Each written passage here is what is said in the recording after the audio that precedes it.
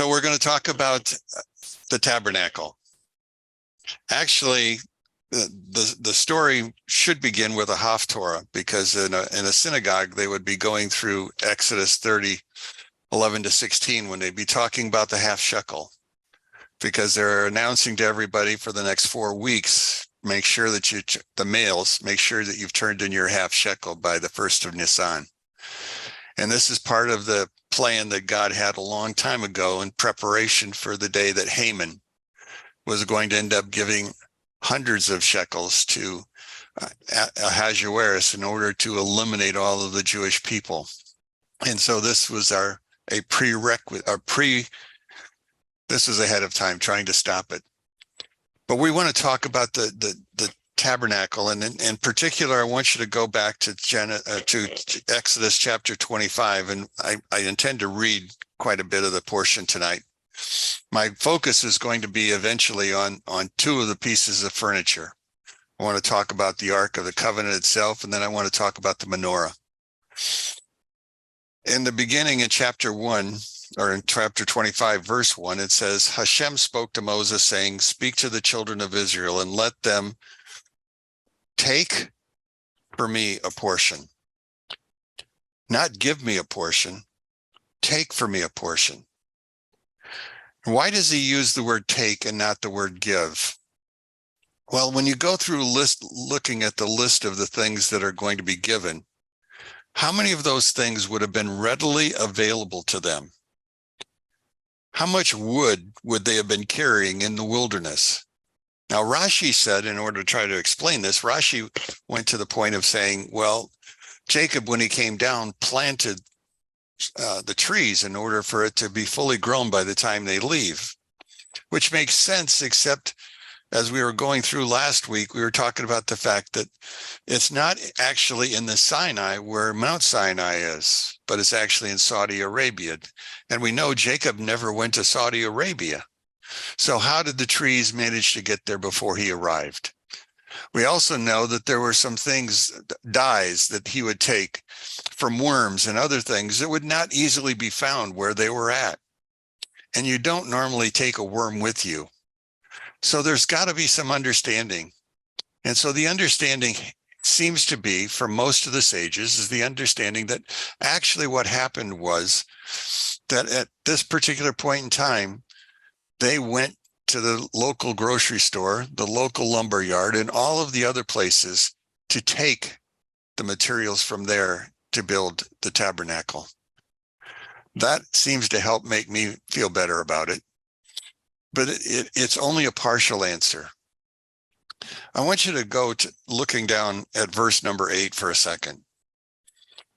Now they shall make for me a sanctuary, or make a sanctuary for me, so that I may, and my text says, dwell among them. But in the Hebrew, it's dwell in them. Quite a difference in the understanding. Like everything that I show you, the form of the tabernacle and the form of its vessels, and so shall you do. So God is originally, while Moses was on the mountain, showed him all of the materials that were needed, what they should look like, how they should be created. One of the problems that he's going to have is dealing with trying to make the menorah, which we're going to get into in the story later. But as he's going through this list, it's very interesting that he specifically talks about the furniture first. Now, when he goes to his architect, to his designer, remember his designer is Bezalel. Bezalel is the grandson of Miriam. He is a real prodigy, because remember, what were the occupations of the Jews when they were living in Egypt?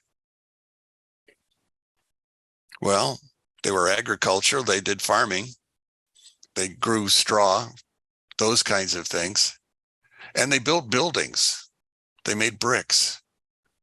But none of them spent time in the jewelry business. None of them spent time fabricating. All of these were skills that all of a sudden became part of them. They were innate. And innate in Bezalel was an understanding of how to build and how to do things. He actually, according to the Kabbalists, was able to understand how the letters were put together. So he could create the furniture the way they were supposed to be, or the vessels the way they were supposed to be. And so it became very apparent that he understood. Now, Moses gave the furniture first because Moses wanted them to see the Ark of the Covenant. He wanted to have them see the presence of God. Well, Bezalel said that doesn't work. We already found out what happened when we even got a glimpse of him. Remember how the words were on the mountain and how it killed us? We all died from the fright. And we had to ask you to go up there and get the words yourself. And whatever you hear, we shall do. So Bezalel said, let's do the thing correctly. Let's build the structure, put the vessels in the structure, and then later on, because you know that when they were in the land during the days of Samuel, remember Eli's sons took the ark oftentimes out to battle, out to war. In fact, they lost it in one of the wars, remember? So the ark was going to be seen sooner or later, but the question was when? And the answer was later. So as we begin to look at this, Moses is going to be the role of the visionary. But Bezalel is going to be the role of the realist. He understands, and that's the way things are going to go. Now, two pieces of furniture were more complicated than the rest. The one piece, the first piece, was the menorah. So I want to look at the menorah for a second, well, more than a second. I want to take time to look at it, and that's in verse 10, all right? They shall make me an ark of acacia wood. 2.5 cubits its length, 1.5 cubits its width, and 1.5 cubits its height. You shall cover it with gold from within and from without. You shall cover it, and you shall make on it a golden crown all around. So he's giving him the directions for building this ark. The ark is going to be made out of acacia wood. And again, where did they get the acacia? Was it already there? At that point in time, he gives them dimensions. Notice he gives them half dimensions. He gives them a full number and a half number. Why is God dealing in halves? He's really dealing with people. You see, that half is to represent them. The whole is to represent him. And so as he begins to go through the dimensions of it, he says, you're going to make it this way, and you shall cover it with gold from within and without, and you shall make the golden crown around it. The crown was the ribbon that was around it. Remember, there were 3 pieces of furniture that had that crown around them. The first one is here, that's the ark. The second one's going to be the table of showbread. And the third one will be the ark, or the altar of incense. Those 3 are all going to have crowns, and that I'll get into next week. But the understanding is that that crown was significant. So as we go through this, then we're going to begin to understand. You're going to also put in it, you shall have cast it with 4 rings of gold and place them in the 4 corners, 2 rings on its one side and 2 rings on its other side. And you shall make staves of acacia wood and cover them with gold, and insert the staves in the rings on the sides of the ark, which carry the ark, and the staves shall remain in the ark. And remember, we had a problem. Remember the first time David tries to bring the ark back up, the staves were not in it. They simply put the altar, or put the ark on the wagon to haul them up there. But even so, I want you to notice the problem that you're going to have with this wood that's gilded. The weight of the ark. Now remember, how many stones are actually in the ark? 4. The first set of ark stones were put in the ark also. Now we have a second set of sapphire stones on top of that. The weight of the stones, the weight of the ark itself, was more than a man could carry and more than a stave could hold. It would have broken if it were not for the fact that a miracle occurred every time they picked it up. The ark carried them. they didn't carry the ark. That was one of the miracles that was going to happen continually as they go through the desert. Now, in the process of this carrying of this ark that they're going to do, you shall place the ark of testimonial tablets that I shall give you. And notice I said there were both sets of tablets. Now, originally there were going to be two arks, because you see, Moses was supposed to take a second ark up to pick up the second set of tablets. He came down, they broke, they put the tablets into a box. The box is called an aron. Now, aron does mean box, but aron also means coffin. So God had the first set of stones put into this coffin. Now we're going to come back down. He's got a second set. They too will be put into the coffin. Besides those being in the coffin, at the end of Deuteronomy, we have Moses having created Torah scrolls for each of the 12 tribes, 13 tribes actually, because the Levites are going to have one for their own. And there'll be one that will be placed into the ark. Now, the reason it's going to be put into the ark is because it'll be a testimony to the fact that what has been written has not changed. It's the same as it was even in the days of Moses. So there's 14 Torah scrolls. One of them goes into the ark. Now, also, eventually, what's going to lay in front of the ark will be the rod that Aaron carried, and a kalel or bowl that has the manna in it. Those all will be found in the Holy of Holies. So as we begin to look at our story, we're looking at a box, a coffin.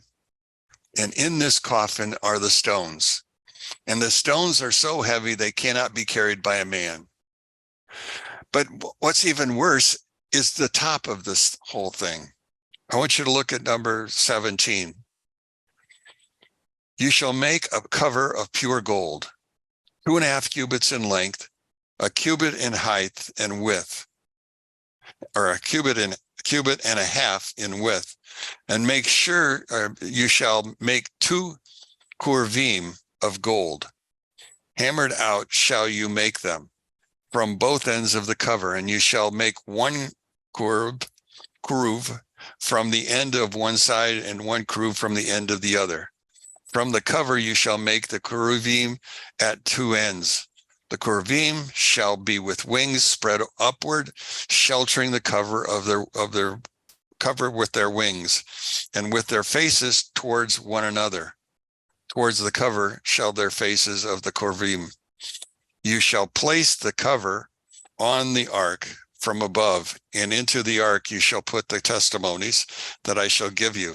It is there that I will set my meetings with you, and I shall speak with you from on top of the cover, from between the 2 keruvim and the ark of testimony of the tablets, everything that I shall command you to this children of Israel.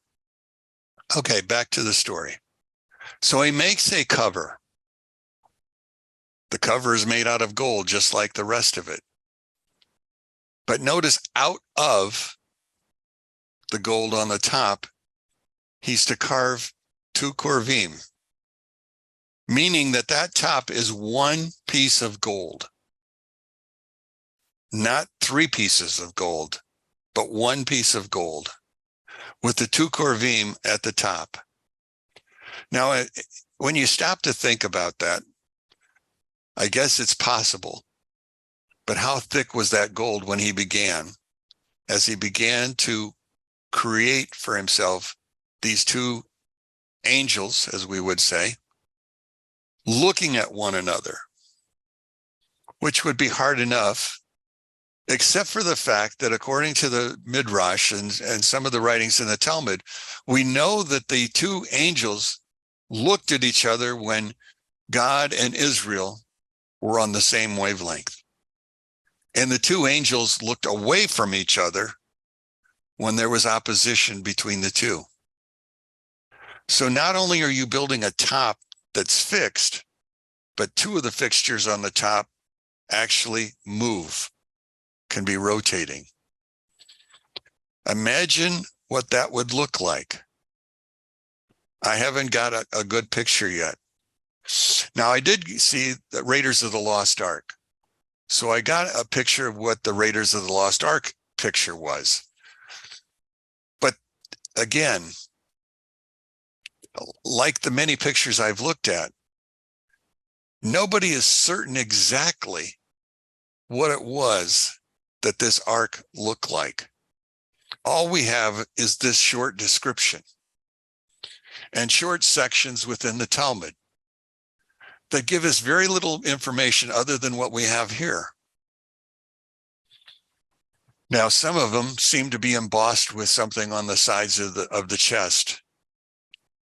We know that there was this crown around the top. We know everything about it, but again, we never saw it. And again, Betzalel never saw it. Betzalel, the only way he could have understood how to build this ark is by the letters that were used in this story. You see, creation was made by words. God said, and it happened. So the words themselves become very, very important. And it was Betzalel, with his genius mind, who was able to break down the letters to build exactly what it was that God wanted him to build. That Moses verified was actually what it was. So we begin by building this portable ark that's too heavy to carry, but yet at the same time, we know that it carried itself. As you're going along and thinking about it, understand that this ark was extremely special. Now, some scientists will tell you that what he built was actually a machine, an electrical machine, because of the gold, the wood, and all that was built into it, that it actually had a communication device to it. But the device wasn't inside. According to God, the device was on the outside, because God would sit on the seat, the kaperet, between the two angels. That's where he would speak to him from. That's where he would talk to him. Now, in the time of the first temple, almost all, and I can't use the word all because Ezekiel was not in Israel, nor was he near the city of Jerusalem at the time that he began to prophesy. He was outside the land, but all the rest actually were in the land and probably were close to the actual temple itself when they received their instructions. Quite a difference between all of them. But God spoke from the top of the ark. Now, in speaking from the top of the ark, he gave us some other information. Let me go on and let's talk about the menorah next. So I want you to turn to the menorah, which is on the next page, 31, verse 31. Now,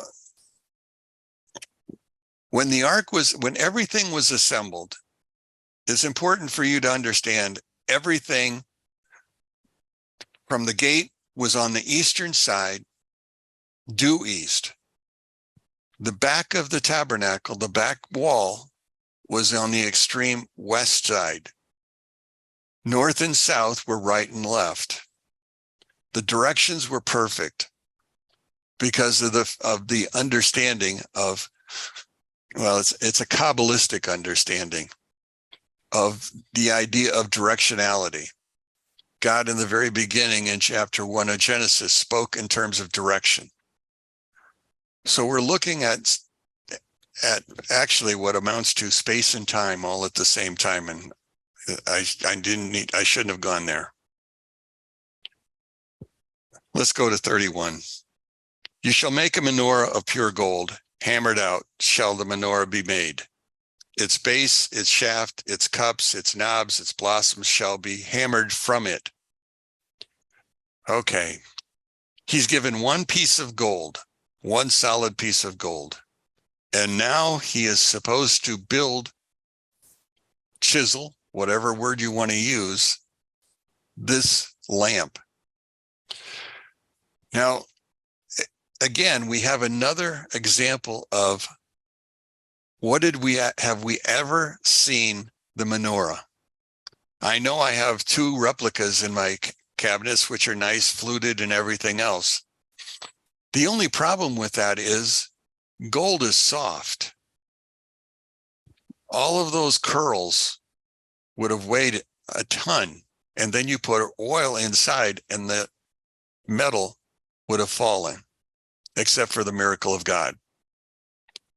Now, also remember, or hope you heard before, but I'll tell you now, Moses got these directions 3 times. Each time he received them, he tried to conceive in his own mind how it was made. By the time he arrived back down at the bottom of the mountain to tell Bezalel what it was, or to tell the people what it was that he was talking about, he had forgot. Eventually, Bezalel is actually going to build the menorah without the help of Moses. Now, some people say that Bezalel didn't build it at all, that really God did. He simply formed this whole thing by himself. Either way, you're looking at something that is very, very difficult to build out of material that's very, very soft and pliable. You're going to fill it with oil. You're going to heat the lamps. Could they cause something to happen to the gold? Could they begin to melt it? Hard to tell. But he begins there. And notice what it says. It's going to have 6 branches shall emerge from its sides, 3 branches of the menorah from its one side, and 3 branches of the menorah from the second side. 3 cups engraved like almonds on each branch, and a knob and a flower, and 3 cups engraved and the almonds on the next branch. So he's developing an understanding of something that's going to be attached to these knobs that he's listing over here. So he's got 6 plus 1. The 7th lamp in the middle is something he doesn't talk about. He just simply says it's in the middle. But the 6 lamps on the sides, he begins to describe. And actually the 7th one has the same materials, but it's not described in the same way. And he goes through and he says that he's going to have these menorahs, 3 on each side, and the 3 cups engraved like almonds. 3 cups engraved like almonds. Now, if you've got your menorah, take a look at it. What are the three almonds that's there? What did he do with them? What did he engrave upon them? Well, if you go and look, you'll find that you're going to actually have 3 almonds on the 6th of them and 4 almonds on the middle staff. What do they mean? Those are the 22 letters of the Hebrew alphabet. God is building into this system. When he gets the priest's wardrobe, he'll have what's called the Urim and Thummim. And he will use that and the reflected light bouncing off of those knobs that actually will give him information. That's how the high priest will communicate with God. So these branches and these almonds are significant. The cups on the top are significant because each cup on the top had 7 wicks in it. Now, as we go through this, well, let me continue on. Look at verse 35. The knob shall be under 2 of the branches from it, and a knob under 2 of the branches from it, and a knob under 2 of the branches from it, for the 6 branches emerging from the menorah. Their knobs and branches shall be in it, and all the single hammered piece of gold, all out of a single hammered piece of gold. You shall make its lamps 7, and he shall kindle its lamps. So you've got 7 lamps, 7 wicks in each of the lamps, to give light towards the face, or towards its face, not towards your face. The lamp is to light itself. It's to expose itself. Its tongs and its spoons shall be of pure gold. of a talent of pure gold shall it be with all the vessels. See and make according to their form, for that you are shown on the mountain. So he's shown, he can't remember. Bezalel wasn't shown. Bezalel is responsible for making it. It doesn't appear, according to half of the scholars, that he made it, that actually God created it. Others say no, he was given enough information because Bezalel means in the shadow of him.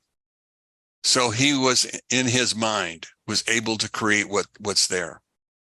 So we have 7. Now the question is, how does it look? How does it face?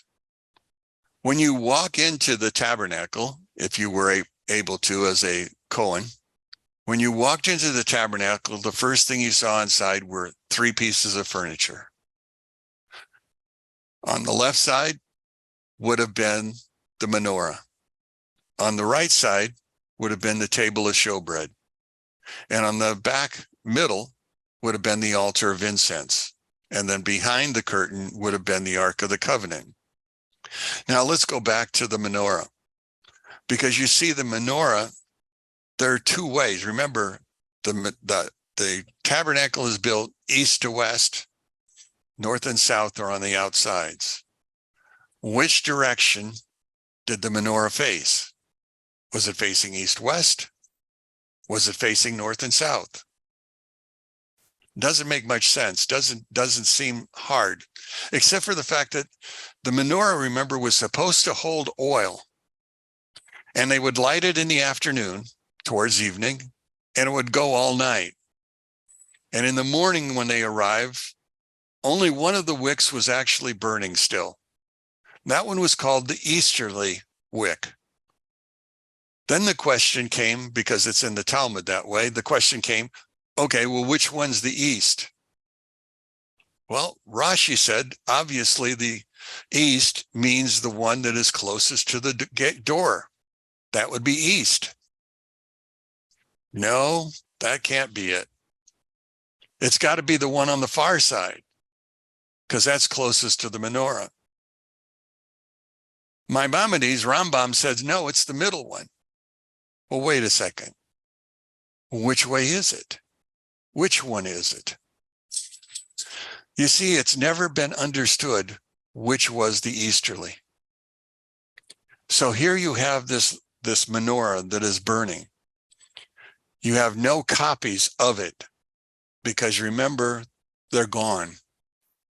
They were buried. Who buried them? Well, according to non-scriptured books, the Maccabean books, Jeremiah was the one who actually buried all of the materials. And he buried it in a cave called the Cave of the Column. That's what Maccabee says. So he buried it in the Cave of the Columns. A friend of mine from a long time ago, and a friend that I still have, which is Larry Borntrager, have been looking for the ark, for all of it in the Cave of the Columns, but they can't get in because of all the things that are going on. And I don't think that the government, which is not religious, is going to help them to let them in. It'll only be in the last days that anything will happen. Turn to your Bibles back to Amos 9, the last chapter of the book of Amos.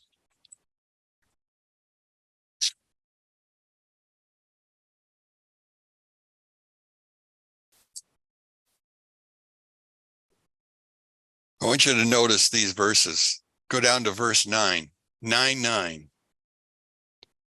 For behold, I decree that I will shake out the house of Israel among all the nations, as grain is shaken in a sieve, and not a pebble shall fall to the ground. They will perish by the sword, and the sinners of my people, those who say, not because of us will the evil approach us any sooner. But on that day, I will raise up the fallen booth of David. I will repair their breaches and raise it up its ruins, and I will build it up as in the days of old. so that they upon whom my name is called may inherit the remnant of Edom. In all the nations, the word of Hashem, who shall do this. Behold, the days are coming. The fallen booth, the sukkah, or the tabernacle. In the last days, which I believe we're in those days, this tabernacle will be found. Now, according to Vendell Jones and those who have worked with him, and some of the archaeologists who were his friends before he passed away, believe that it's sitting in the Cave of the Columns, totally upright, totally in place, all of the artifacts where they should be, that this cave is that big. That is one source, yes, that's true. It's just one source. But I like my friends, so I have to believe them. As we go through this whole process of talking about putting this all together, understand that God has built this building for a purpose. Now, he replaced it after a period of time, because remember, originally it was at Shiloh. And at Shiloh, and finally the Philistines destroyed the place. And in the destruction, the tabernacle moved from there to what's place called Nov, which is where David was and where David found himself needing food. And they gave him not only the food, but they also gave him the sword of Goliath. After that, the tabernacle appears to disappear completely, not to be seen again. But again, some people say that it was taken into the temple and put underneath the building itself, down in the caverns below. Others say that when Jeremiah was alive and they knew that they were about to be overtaken by the Babylonians, that all of that equipment was moved down to the Cave of the Column. That's where it was at. Lori said, yes, I did, according to the directions from Zoom that I used. Sorry about that. I read a wrong message. So that was moved down or taken away from that particular place. It doesn't tell us what's going to happen. I forgot one thing I wanted to tell you about the Korvim.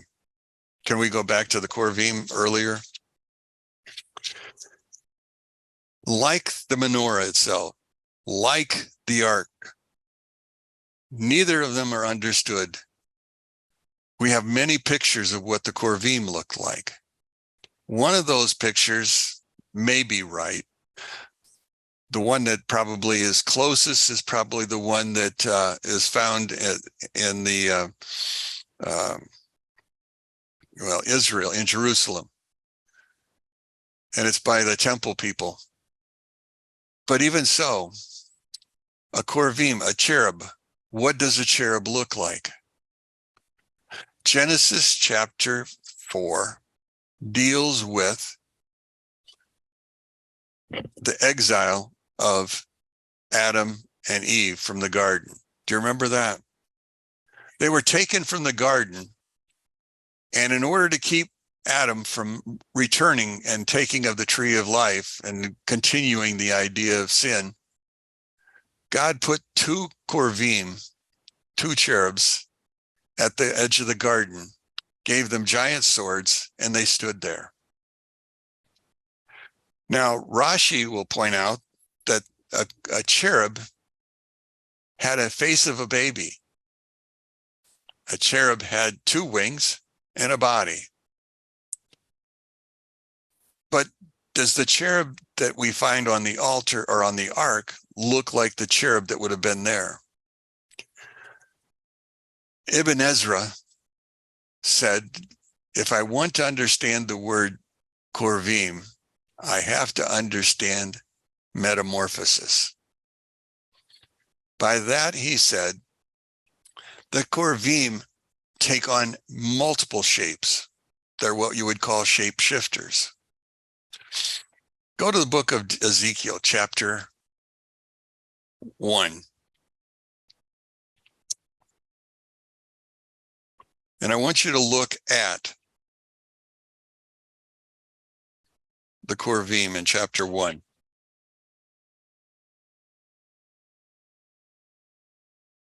In verse number 8, there were human hands under the wings of the four sides, and their faces and their wings were alike on the four of them. Their wings were joined one to another, just as they're joined one to another on the ark. They did not turn as they went, each in the direction that its faces would go. As for the likeness of their faces, were like the likeness of a human face, a lion's face, the face of an ox, and the face of an eagle. Those were the four faces. Now I want you to go back to chapter 10 and see the same Korvim mentioned in chapter 10. In chapter 10, when we look at, I got to move over towards the light. I'm getting blind in my old age. Verse number 14, chapter 10. Each one had four faces. One of the faces, the face of the keruv, the face of a cherub. The second was the face of a man. The third was the face of a lion, and the fourth was the face of an eagle. Notice the difference. The ox disappears in the Korvim, the cherub appears. Did it change? And if it did, why did it? Is there something that we should meditate on as we begin to look at that? What should we actually see? That becomes part of the story of all of the things that Moses spoke to Bezalel that leave questions in the minds of the rabbis and the sages as they begin to go through and begin to pick apart and attempt to understand. Because you see, a cherubim is supposed to be the second level of an angel. First level of angels are the ones that we see during the times that they spoke to the patriarchs. They're men, Ishim. The second level is this level that seem to be with God. They seem to be doing God's bidding, whatever that is. That's who they are. But we lose track of what they look like. So when we go back to the ark itself and we go to the top of the ark, yes, it has wings, just like they both had wings. They had a face that was facing down. It does not say that they had a baby's face. It doesn't tell us anything about the body of the creature. The idea is the fact that there are many things that we don't know, which is the reason I started this lesson, is to tell you that I don't know anything about what's going on, but I wanted you to know that I was confused. And I wanted you to be as confused as I am. Not really. My point is the fact that the Word of God has secrets within it. Secrets that we're only going to find when we finally reach that place called the end of days, when the ark will actually be revealed. And we, if we're alive, will still see it. Because you see, it will march up to the mountain where the temple will be put, from wherever it's been hidden. Many have said that the ark itself is still underneath the mountain itself, that it's actually in one of the caves. That's been seen, but it still remains there until the temple is actually rebuilt. Then it will be gone. Then it would appear again for all of us to see. But that's something that's in the future. So hopefully I gave you something to think about and questions to think on or to meditate on. Talk to me about some of the things that you're thinking, some of the things I should help explain to you better than I did before.